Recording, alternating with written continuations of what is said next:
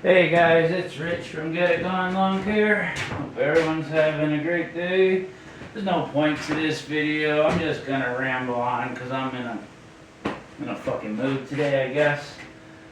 But hey, let's video the average fucking idiot in his life. I mean, come on. Anyways, it's Rich from Get It Gone Lawncare. I hope everyone's having a great day. I'm just gonna video a little bit while I move some stuff around in my shop, my newly acquired shop. I don't really even know what to say. You know, you just got so much fucking shit going on in your life that you don't know where to start. It seems like everyone has their shit together. Do you have your shit together? I try to get my shit together. I really do. I try to think about my future and plan accordingly and make good decisions that will benefit me in the future. I mean, I try to do what you're supposed to do. Be a good person. Save money, work hard. Plan for your future. Isn't that what everyone does? But, I mean, how the fuck do we make it in this world today? I started this business for a lot of reasons, honestly. I always wanted a lawn care business since I started in this industry. I really started at 15, and I was hired for a groundskeeper. And this is going to definitely be a long form video, but I'll try to break it up into a short, and maybe some people want to know what the story ended up being. Anyways, I started at a camp when I was 15. At a local summer camp. I got hired to be a groundskeeper, which wasn't just landscaping, but that's where I used my first zero turn and was taught how to use a zero turn riding mower. It was a big, huge, 60-something inch probably, or a 60-inch dual engine Dixie chopper. It was crazy. That thing taught me it gave me the controls and sat me down, and I'm 15 years old. I did know how to drive a car and stuff. I had driven a car, vehicles, but never on a mower. And he gives me the rundown of what the lap bars do, forward, reverse, right turn, left turn, the whole spiel. And I just forward. The fucking thing lifts off the ground. I do a huge wheelie. It had a bagging system in the back. This mower was so freaking big. And it had two 55-gallon drums, plastic garbage pails. That was the collection system. Those came flying off. The hose is dragging. I'm completely out of control for a good 15, 20 seconds. But I fell in love with lawn care and general, property maintenance. And then at 19, I started at West Point weed whacking the whole grounds at West Point. And if you know about West Point, it's basically a small town. There's a housing area, there's the school area, there's the fields, like the football fields and the practice fields, and I think other fields for not just Army football. They have soccer, and there's other fields, but it's got its own stores and eateries, its own streets, and it's a whole freaking town. But we had to maintain the whole town. It's a small town, I would say, but there's the housing, like single family housing, and then there's the multiple family housing, like apartment buildings, and then there's like other style apartment buildings and multi-family houses, where it's like a 2-family or 3-family house, but then they have the whole like housing complex area. It's like an apartment complex, but it's huge.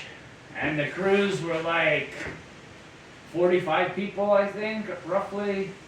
I think one summer we did have 60 guys. It was, I had worked there for 3 years, 3 seasons, and there was 2 different companies? Yeah, I worked for one company the first season, and then the last 2 seasons it was a different company. The contract had changed hands. But the first season I started out as a weed whacker.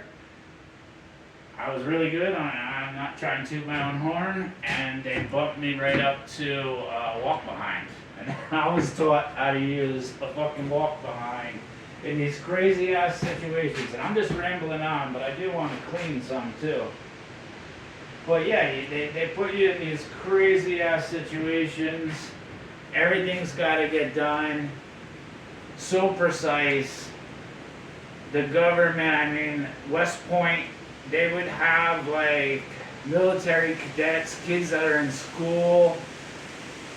They would come out with a tape measurer, and the lawn had to be at 3 inches, and they would literally measure it. So the decks, you know how deck settings aren't actually accurate. It's just kind of a setting, roughly about that height. But we'd have to tweak the mowers to be perfect.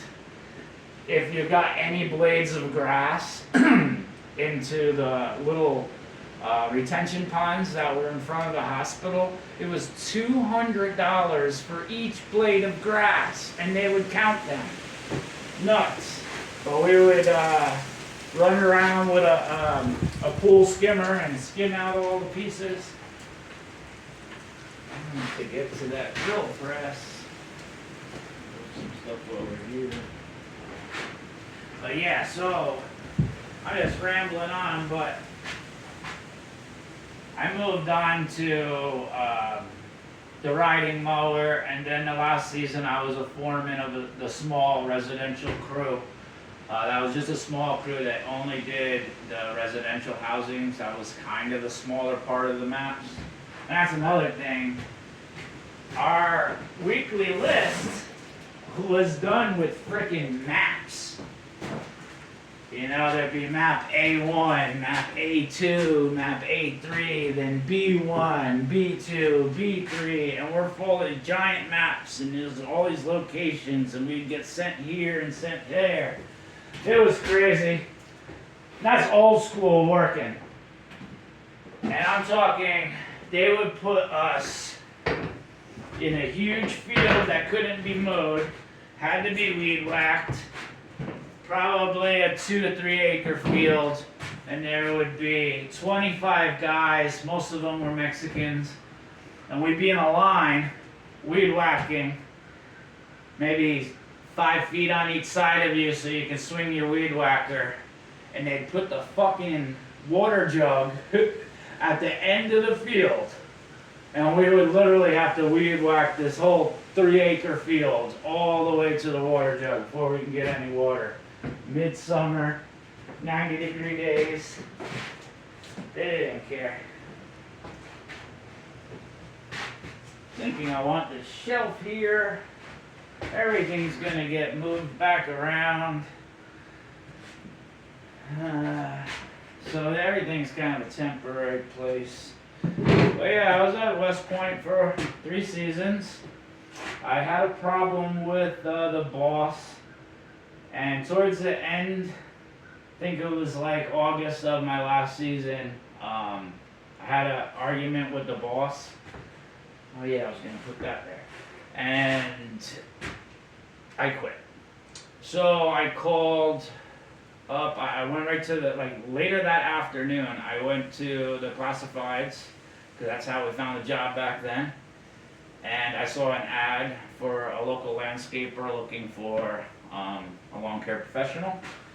I called him, and I literally started work 2 days after leaving West Point. And I was there for, I could have swore it was 7 seasons, but I think it was like, I left on my 6th season.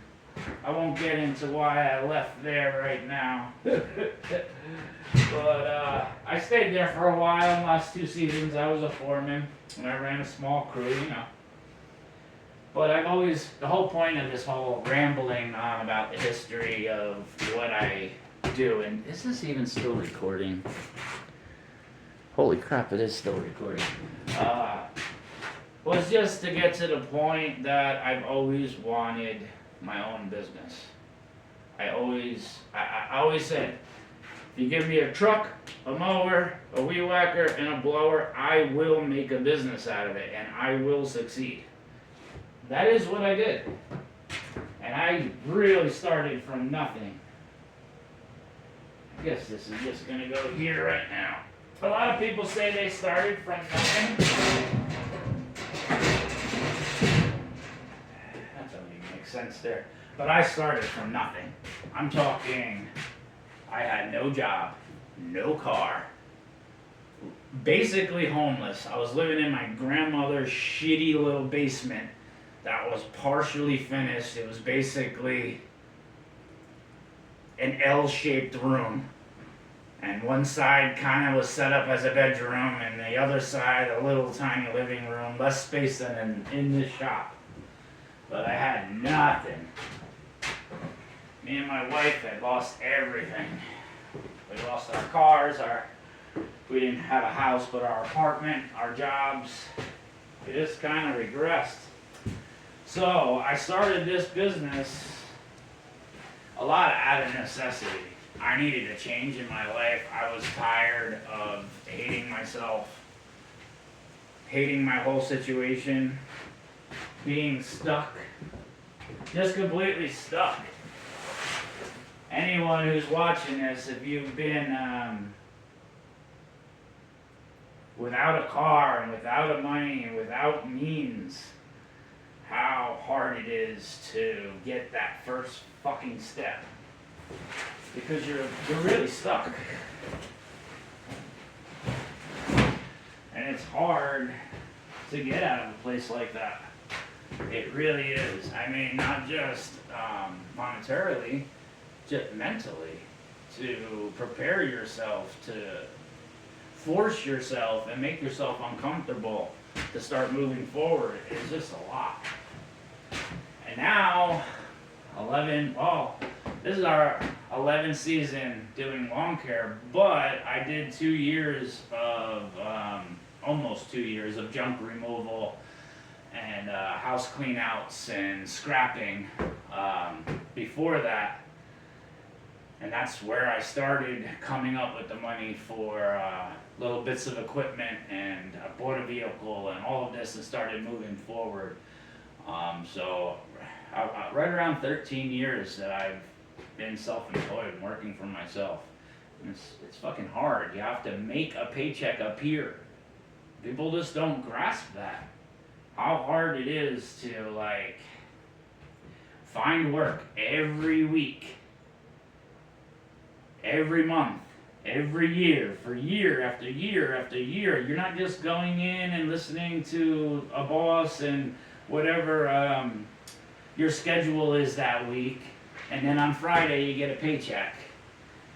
No, I have to make my paycheck every single day. Find the people who are going to give me money for a service. It's crazy. It's a lot. Just like how this video is super fucking long. This is definitely my longest video, and my memory is quite full, so I'll have to erase it right after I post it. But I'm going to put this on my YouTube channel in long format. I'll break up maybe the first little bit and put it into some shorts. Hopefully some people will see it. But if you're seeing this, I'm just a regular guy, but a regular life trying to make it in this world. I've made every frickin' mistake possible. I've completely fucked up my life. I didn't go down the right route as a child, teenager, into adulthood. I made all the fucking wrong decisions. And it really wasn't into my mid-30s until I actually started getting my shit together. But if you're in the same boat, you like what I just said for the past 15 minutes, give me a follow. Follow along. There's going to be more videos like this of just me bullshitting and talking. Because I haven't really found my niche yet. Like, how I want to present myself to the public on fucking social media. I mean, it's a lot. Everyone thinks like, oh, I wish I could make videos and get paid for it. It's just a fucking lot. Don't get me wrong, those guys who have made it do have it easy to an extent, like their lifestyle. But getting going and doing this, it is more than you think. Just having the ideas of what to fucking film. I mean, it's a lot. I don't have boobies, so, you know, I ain't that great looking of a guy to begin with. And so I ain't getting that kind of views. But please, like, comment, follow, share. I'd really appreciate it.